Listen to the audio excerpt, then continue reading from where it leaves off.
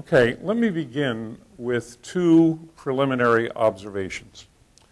First of all, if we said that this was going to be a talk on swimming instead of a talk on public speaking, and we said it was going to be in room 351, you would wonder, why is it in room 351 and not in the swimming pool? Okay? Because you got to learn to swim in a swimming pool. The most I could do in room 351 is a talk on the theory of buoyancy. Okay? To a certain extent, it's the same thing with public speaking. There are skills of public speaking that you have to learn in a public speaking course. And so I'm not going to be able to solve every public speaking issue. Well, I'm going to give you a perspective about what the task is, and some of the things will be very useful, but there are some practical things that you're going to have to learn in a different forum.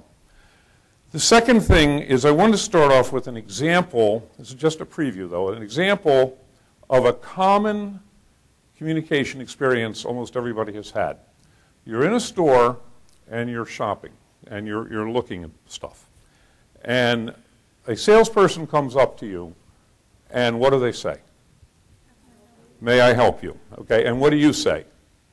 No, thank you, I'm just browsing. Okay? Now think about that.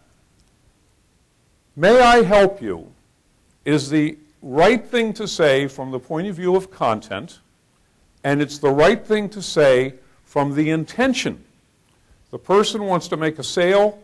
The beginning of making a sale is getting engagement, so they want to help you. So it's the right thing to say from content and from intention, and it always fails. And the fact that it always fails does not make people stop and do something else. They keep doing the same thing again, most of the time. Now, if you are used to going to academic talks where people do the right thing and have the right intention and always fail, there is no reason to imitate them. Okay? So the best thing you can do is observe what works and what doesn't. And if it doesn't work, don't do it. When I was moving from Chicago, from the West Coast to Notre Dame, my car was broken into, my suitcase was taken, and I arrived there with virtually no clothes. So I had to buy a lot of clothes on a very short budget because I wasn't getting paid in the interim.